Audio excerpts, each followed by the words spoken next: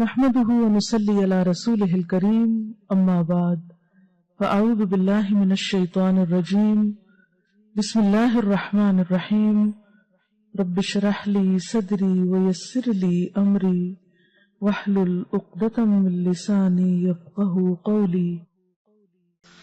اور حضرت صوبان سے مروی ہے رسول اللہ صلی اللہ علیہ وسلم نے فرمایا قدر اور قضا کو کوئی چیز رد نہیں کر سکتی سوائے دعا کے، یعنی تقدیر، دعا سے تقدیر کا علاج بھی ہو جاتا ہے۔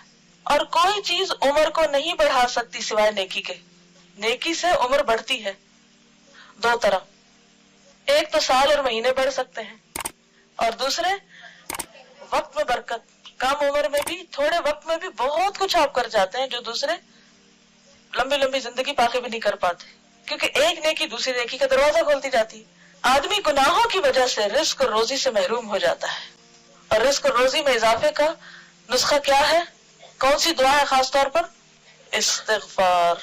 سورۃ نوح میں آتا ہے نا فَقُلْتُ اسْتَغْفِرُوا رَبَّكُمْ إِنَّهُ كَانَ غَفَّارًا يُرْسِلِ السَّمَاءَ عَلَيْكُمْ مِدْرَارًا۔ تو بارشیں برسے تو کیا ہوتا ہے پھر؟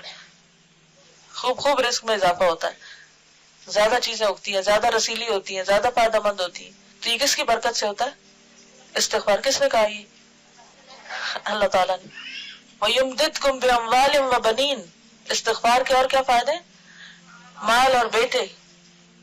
وَيَجْعَلْ لَكُمْ أَنْهَارًا، نہریں اور دریا بہنے لگتے ہیں۔ آسمان کی بارش آتی ہے اور اس کے بعد زمین پر پانی کی فراوانی ہو جاتی، اور اگر بارش نہ بھی آئے تو زمین پر بھی پانی ہوتا ہے، یعنی رزق میں کمی نہیں آتی پھر۔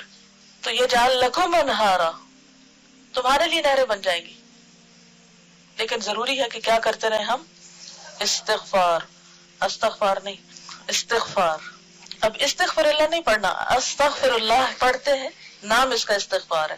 آدمی گناہوں کی وجہ سے رزق اور روزی سے محروم ہو جاتا ہے، نعمتوں سے محرومی ہو جاتی ہے۔ گناہ روزی کو تباہ کر دیتا ہے، گناہ روزی کو تباہ کر دیتا ہے۔